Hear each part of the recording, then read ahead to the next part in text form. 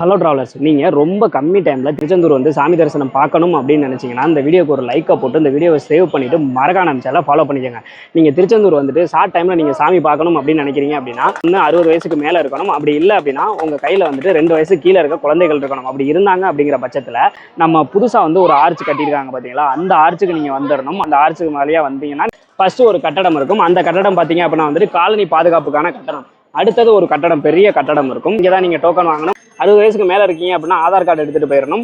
60 வயசுக்குள்ளேருந்து 70 வயசுக்குள்ள இருக்கவங்க அவங்க ஒரு ஆளை மட்டும்தான் அனுமதிப்பாங்க. 70 வயசுக்கு மேலே இருந்தாங்க அப்படின்னா இன்னொருத்தங்களையும் அவங்க துணைக்கு ஒருத்தவங்க போகலாம். அந்த மாற்றுத்திறனாளிகளாக இருந்தீங்கன்னா அரசாங்கத்தால் கொடுக்கப்பட்ட அந்த மாற்றுத்திறனாளி அட்டை கண்டிப்பாக வேணும் அப்படிங்கிற மாதிரி சொல்லியிருக்காங்க. ஓப்பனிங் டைம் பார்த்தீங்கன்னா காலையில் 7, க்ளோசிங் டைம் வந்து பார்த்தீங்க அப்படின்னா சாயந்தரம் 6 மணி. அதே இது கையில் குழந்தைங்க வச்சிருக்கீங்க அப்படிங்கிற பட்சத்தில் குழந்தைய தூக்கிட்டு போயிட்டீங்க அப்படின்னா உங்கள் கையில் வந்து ஒரு ஸ்டிக்கர் ஒட்டிவிடுவாங்க.